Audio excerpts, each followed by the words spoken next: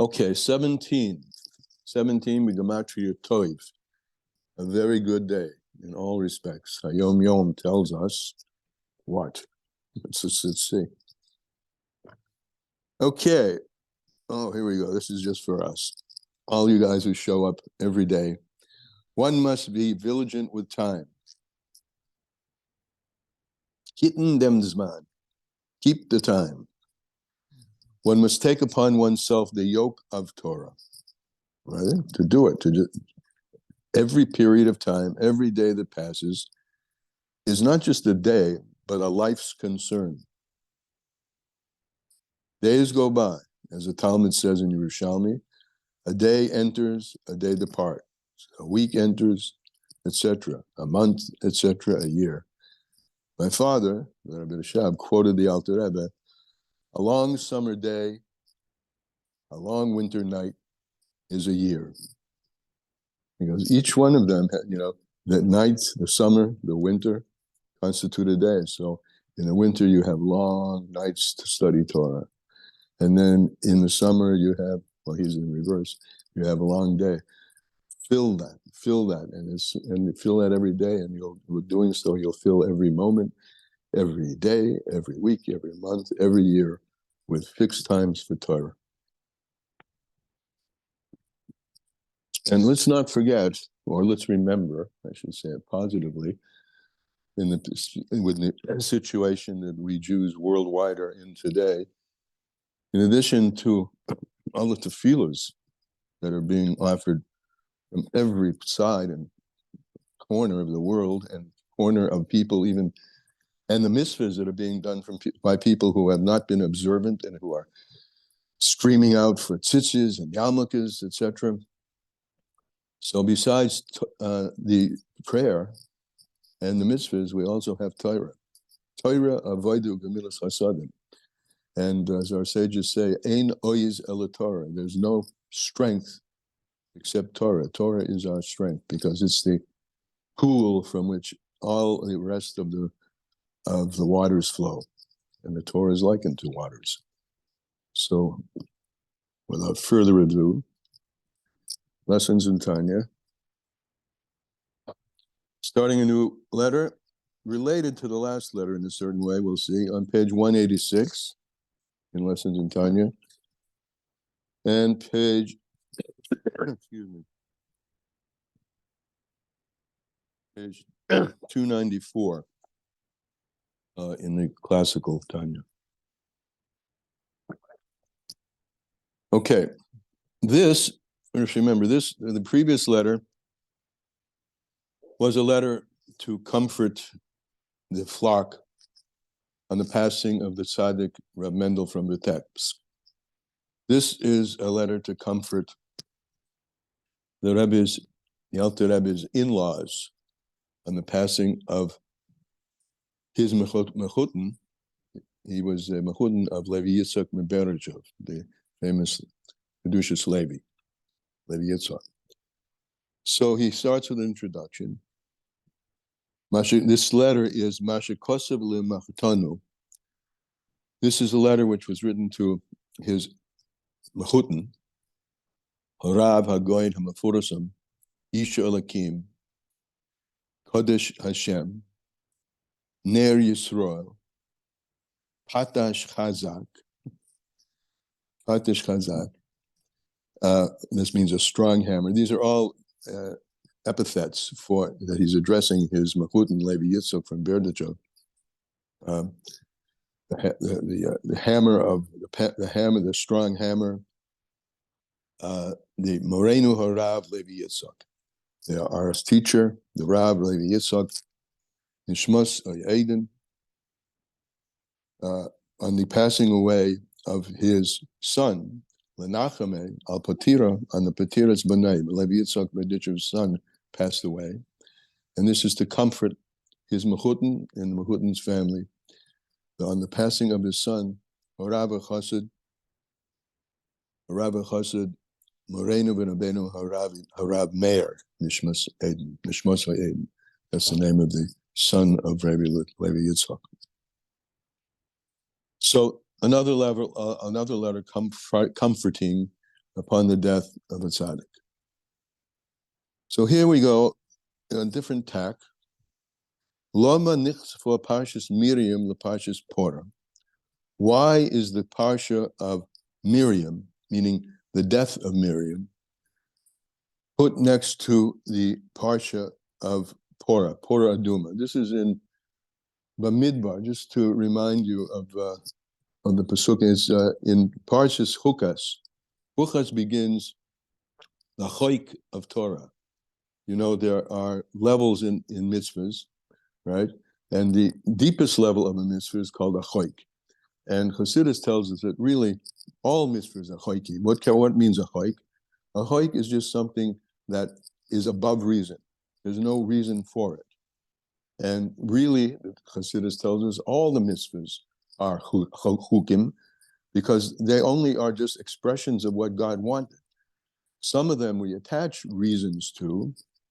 For instance, don't kill another person, don't murder another person. And we attach reasons to them because society can't function, for instance, if everybody is killing everybody else, right? But the origin of it is way deeper than the reason. And all mitzvahs are a chayk. They come from a very deep place where the reason for the mitzvah is just because God wanted it this way or wants it this way. And some of these mitzvahs express that, meaning there's no logic to them. And the paradigm of a chayk is this parsha Hukas, which is chayk, which talks about the Porah Aduma, the red heifer. And just a couple of words on the red heifer. This red heifer atones for death. When a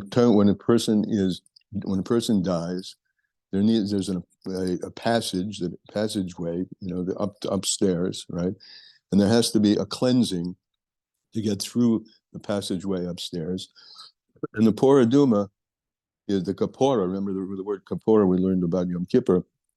Kapora means cleansing.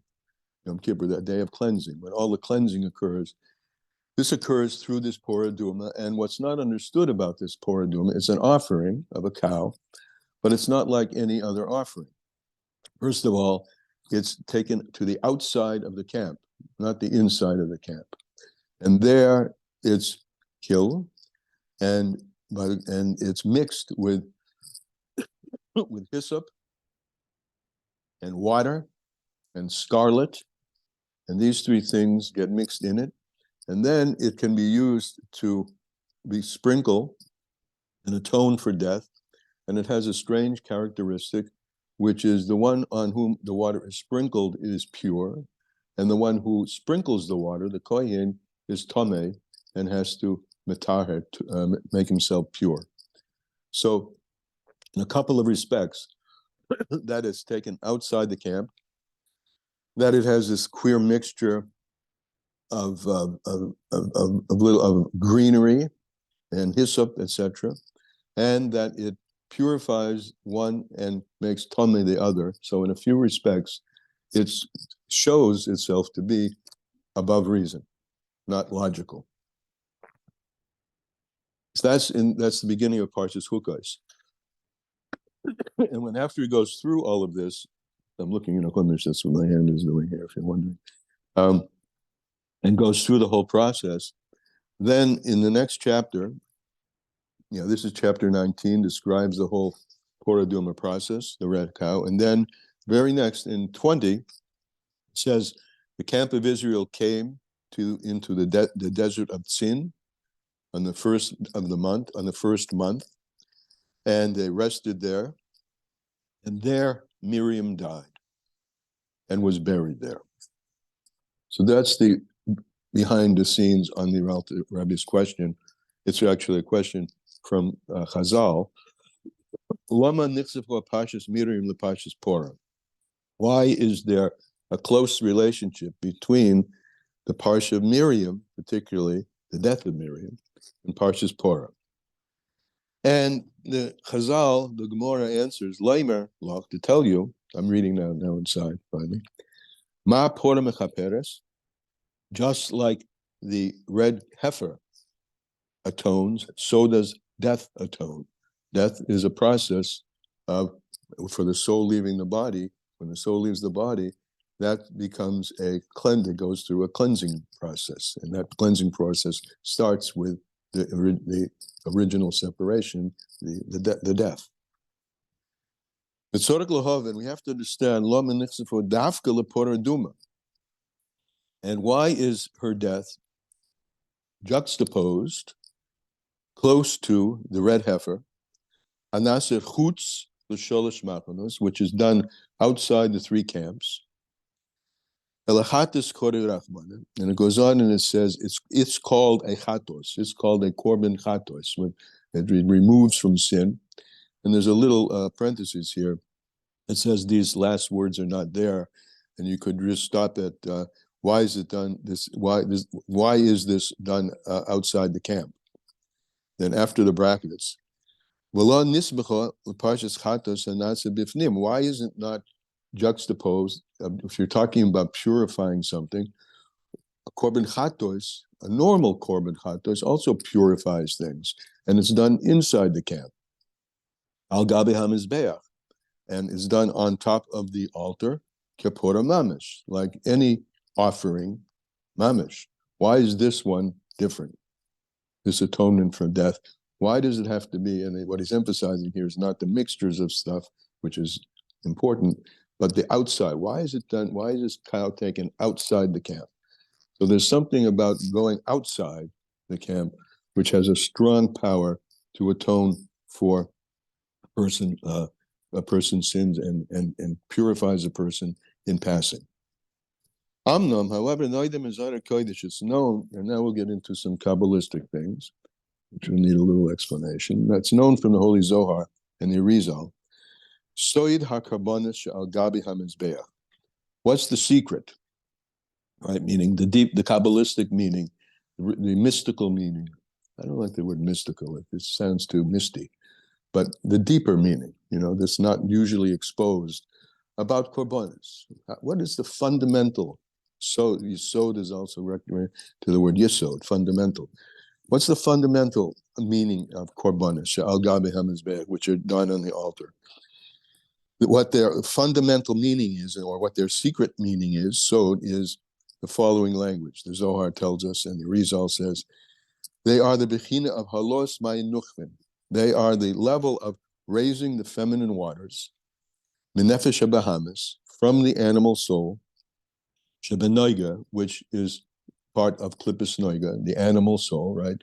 The simple animus, the spiritual energy that enlivens us, which can be used and when we're in a body, the spiritual energy which enlivens us we're in a body, we're animated, right? We're an animal from the word animated, but not with any value judgment, because it can go either way. Klippus noiga, this animal force that we have, is a strong force, a powerful force, and it can go either way. Okay, so what happens here, the secret of the korbanos, it raises, and it's called the feminine waters because the feminine waters are the arousal from below, which goes up. The masculine waters are the arousal which come down from above. And here, klippus noiga is below, down here below. This is the avoida that we're doing in our physical body, right? And that rises up. It's the elevation of those waters. The elevation of the feminine waters from the animal soul, shebenoiga, from klippus noiga, el shoshon, the force of the animal goes way, way back up.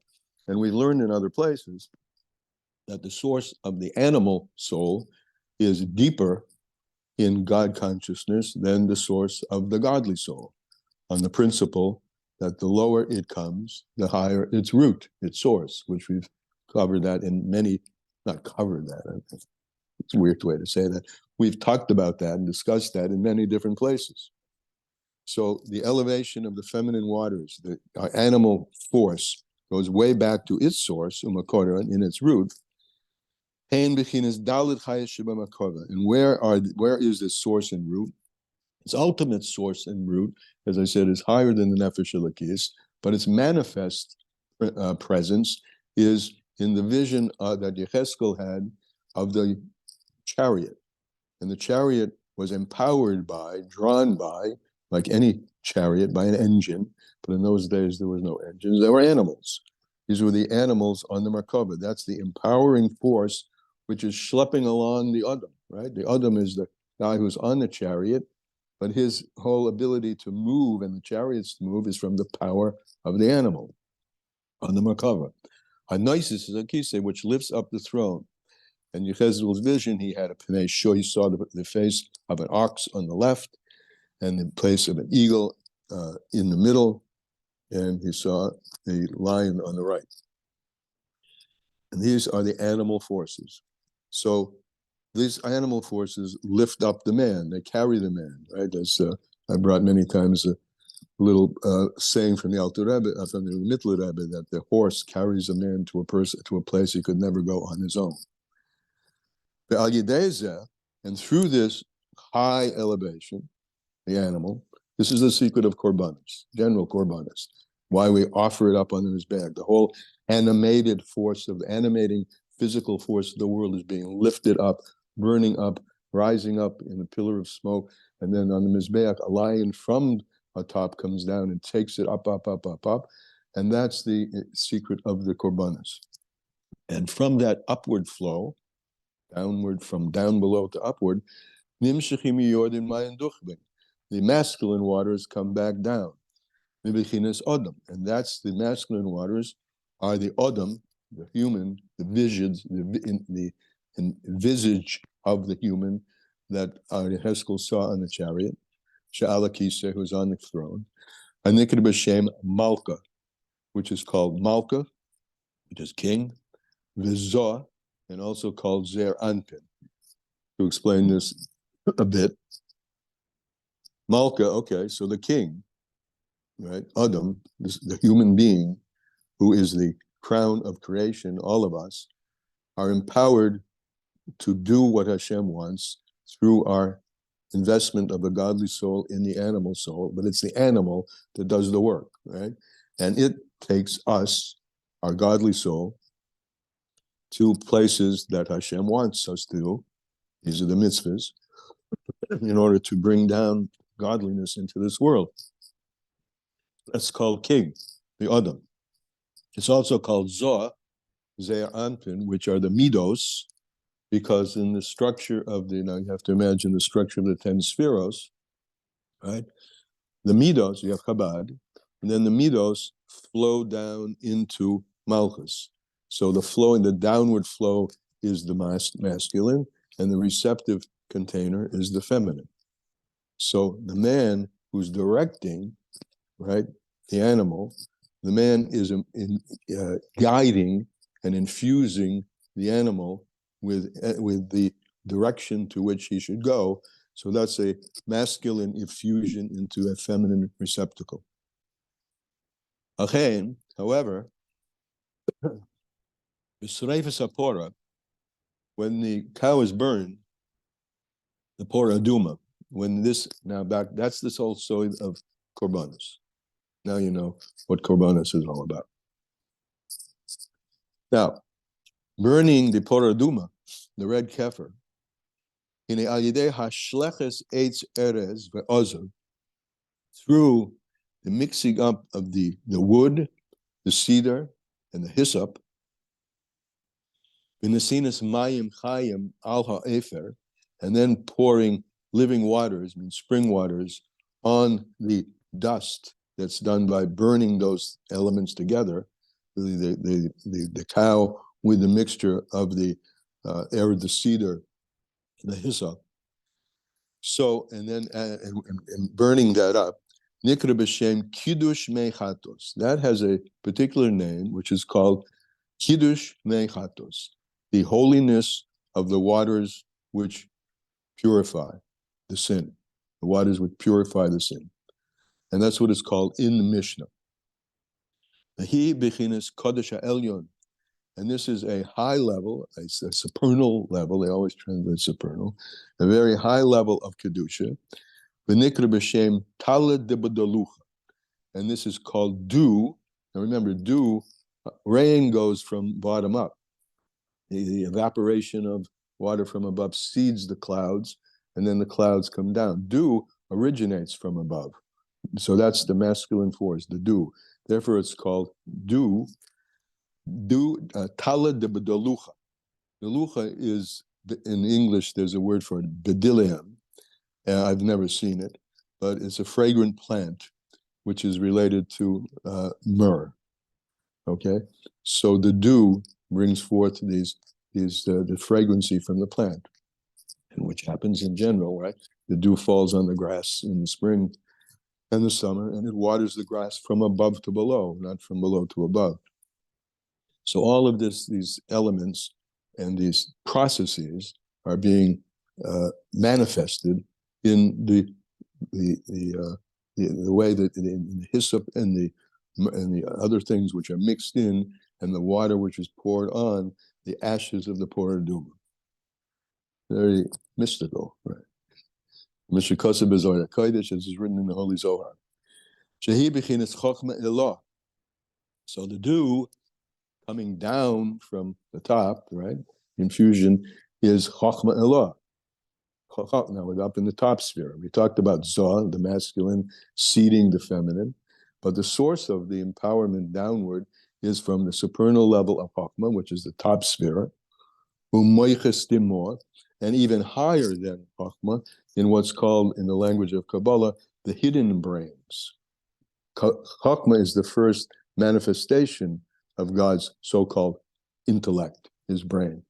But that itself has a source, of course, because there's infinite levels of source to sources to sources to sources, infinitely upward. And so in the general category of source for Chokhmah is called Moiches Dimor, the hidden brain, the Arach Anpin of the lower level of the skull down to Chokhmah. The Ola, and this goes up, and it's Itmar B'duch de Tama, and this is spoken about in many places in the Holy Zohar. The Chokhmah is Beriro. It says, Chokhmah clarifies, Chokhmah rectifies. This Chapach HaShekel Nahara, and Chokhmah transforms darkness to lightness. So this is the water that's poured down on the ashes which have been combined with the hyssop and the other things. So this is the water. It represents the flow of Chokhmah down, and Chokhmah is its source is much higher in the clear, unarticulated levels of Hashem's wisdom before they become articulated. And this comes down, and this combo, dew corresponding to Chokhmah, sourced even higher, has the power to clarify, rectify, and transform darkness into light. The Hainu, and this is probably a hint, by the way, as to why it's done outside, because unlike others, because outside represents the darkness, the place outside the temple, the place of mundanity at best and depravity at worst. So it's because so this particular thing coming from so high is done outside to indicate that it has the power to transform darkness into light. HaShechel Nahoyer. The Hainu Olam Hatikun. And what's the darkness that's going to be transformed? This is the world that needs to be rectified, or the world which is rectified. This world that we're in is called Olam Hatikun, the world which needs and goes through a rectification.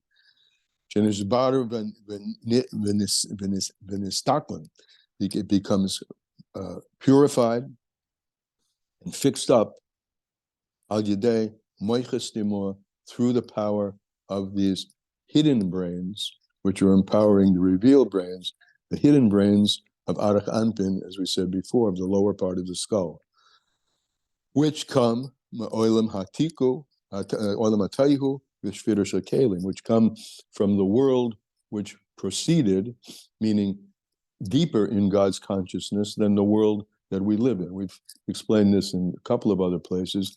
One of the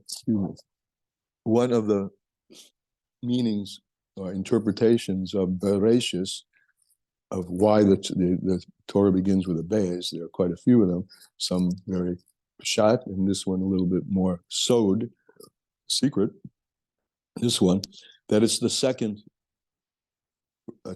creation. The first creation, the first set of worlds which were created was Olam HaTohu. And Olam HaTohu is therefore, we'll call it higher than Olam HaTikun, or deeper in God's consciousness than Olam HaTikun, or has a power that's much stronger than Olam HaTikun. And we know, we've heard about the breaking of the vessels there, and all the sparks from that very powerful place, and their sparks containing those very powerful lights fell down here below, and that's the whole secret of avodas habirurim, rectifying the sparks. From the great powers that fell in the breaking of the vessels, shenafnu b'biyah, which fell down into the lower worlds, as is known. So, you're going to find, the most powerful energies of Hashem are invested, once again, in the most low, and the Torah Duma symbolizes that by the fact that it's all taking place outside. It's going to rectify the outside. It's going to rectify the lowest of the low expression of godliness. And what is that? That's called death, where the thing has no manifest life whatsoever, right? Someone has a pulse of life, and as long as there's a pulse of life in it, you can see the animus. But when the pulse of life goes, it's a life less. That's the bottom of the bottom. And the Torah Duma has the ability to take that lowest of the low, maves, death, and rectify it and bring out the light that's deep within it. L'zeis mitaras tumas hames, and that's why the Torah Duma on the outside, the lowest, that's why it takes place on the outside, can rectify the tuma, the impurity of the dead, afshehu ave olas, even though death is the father of all tumas.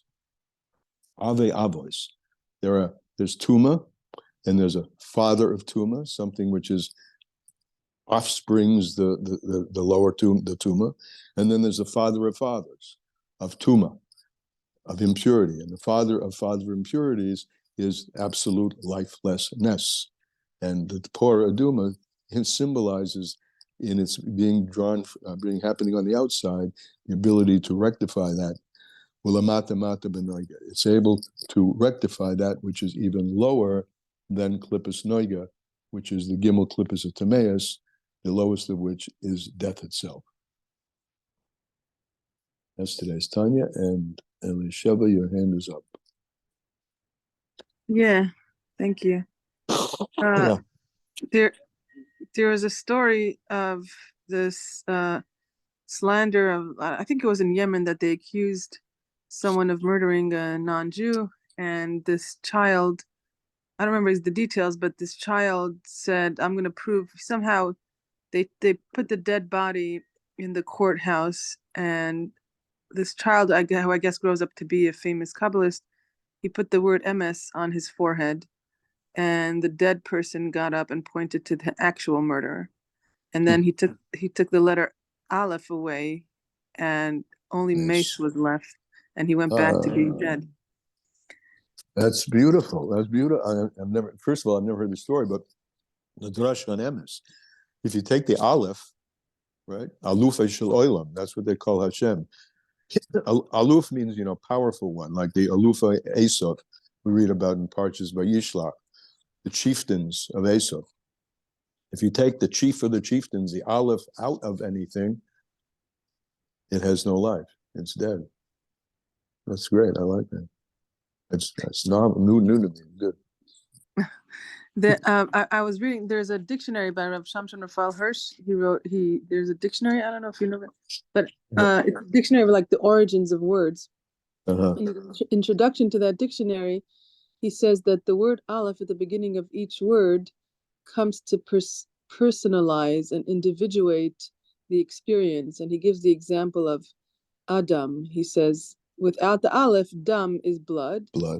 And with the Aleph, it individuates and personalizes the experience of one person who is a human. So Hashem added to Dam, like Aleph, he doesn't say Hashem, he says Aleph added to the beginning. And he gives another example of Ochel, like Achal, like Kal means to consume. But if you add an Aleph, then it's one person eating. And I think also, like, thinking about that, like Ish, if it's a Yesh, it's a Yeshus, and if you put an Aleph before it, it becomes an individual man with a Yeshus. Very nice, very nice. And so maybe MS has something to do with that too. Excellent, beautiful. And what I like about them, all of them, is introducing the Aleph, which is the top, changes the whole thing around. Instead of being a Yesh, right, full of himself, you introduce the Aleph, and he becomes a human who's designed to be given over, and his Yesh is given over. And the same thing with, although it's not the beginning, that's the famous introducing the Aleph into Goyla, into exile, transforms it into Geula, even though in that case it's not the first letter. But so here is an example of that. Transformation of the most severe klippa, which is mace, where all the life has been extruded from it. And it's now the bottom of Gimel klippa, of the three unclean klippas, outside, it's on the outside. And this Poraduma has the capacity to bring that back and purify it and raise it up. All right, that's the teaching. What's the bechein? What's the so what? What's any so what that we do with this?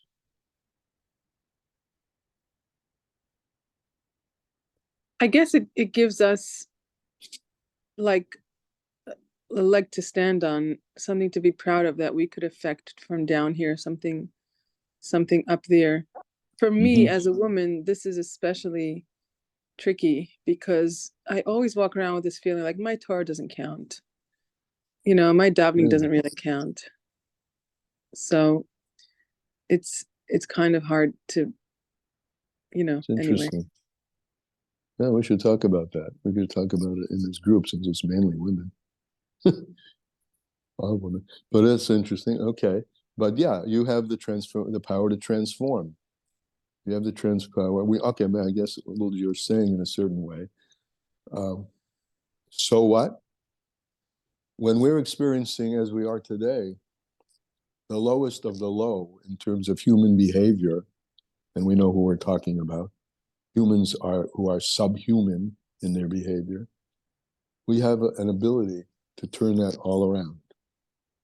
We have an ability within us to take the chutza shebechutza, that's an expression the Rebbe used a lot, the outside of the outside, and transform it because we have this power, unbelievable power from above. And if we'll attach ourselves to it, which we're doing now in our limud, in our learning, and we'll go further with our mitzvahs and our avodah and davening, it can all be turned inside out. And when the darkness is turned inside out, the light is greater than it's ever been before. So let's put our shoulder to the wheel. See you tomorrow. Mir Hashem. Okay? Thank you. Thank you.